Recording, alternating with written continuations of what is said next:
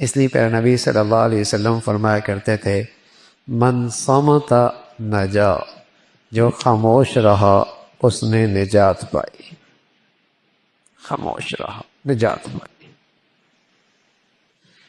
من حسن اسلام المرء ترکہ ما لا یعنی، آپ علیہ الصلوۃ والسلام فرما رہے ہیں کہ آدمی کے اسلامیت کا حسن و کمال اس کا جمال کس چیز میں ہے کہ جو چیز ضروری نہیں، مفید نہیں، اس کو چھوڑ دے۔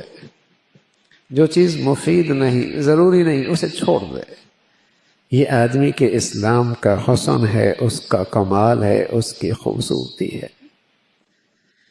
انس فرمانے لگے ایک دن اللہ کے نبی صلی اللہ علیہ وسلم نے ابو ذر سے کہا، ابو ذر میں تجھے دو ایسی خصلتیں بتاتا ہوں جو پشت پر بہت ہلکی پھلکی لیکن میزان میں بہت بھاری، یعنی بظاہر وہ بہت ہلکی پھلکی چیزیں ہیں لیکن میزان کے ترازو میں ان کا وزن بہت ہے۔ ابو ذر فرمان لگے رضی اللہ تعالیٰ عنہ، میں نے عرض کیا یا رسول اللہ وہ دونوں خصلتیں ضرور بتلائیے۔ تو پیارے رسول صلی اللہ علیہ وسلم نے فرمایا زیادہ خاموش رہنے کی عادت اور حسن اخلاق۔ فرمایا قسم ہے اس ذات پاک کی جس کے قبضہ میں میری جان ہے، مخلوقات کے اعمال میں یہ دونوں چیزیں بے مثل ہیں، لوگوں کے اعمال میں یہ دونوں چیزیں بے مثل ہیں، ان کی مثال کوئی نہیں۔ اچھے اخلاق اور کم بولنے کی عادت۔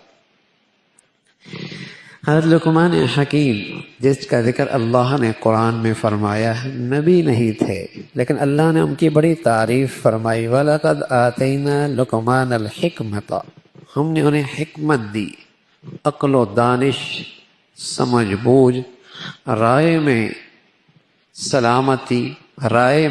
سلامتی، دین کی فہم میں بلندی۔ غلام تھے سیاہ رنگ کے تھے، ہونٹ موٹے موٹے تھے۔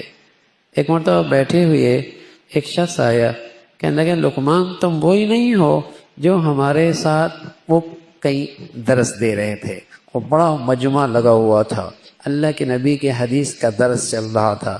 تو ایک شخص آیا، کہا تم وہی ہو جو ہمارے ساتھ بکریاں چرایا کرتے تھے فلاں فلاں وادی میں؟ کہا میں وہی ہوں۔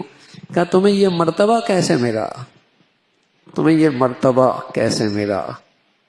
انہوں نے فرمایا اس کو مجھے بولنے کی ضرورت نہیں ہوتی جس کی مجھے ضرورت نہیں ہوتی۔ کم بولنے کی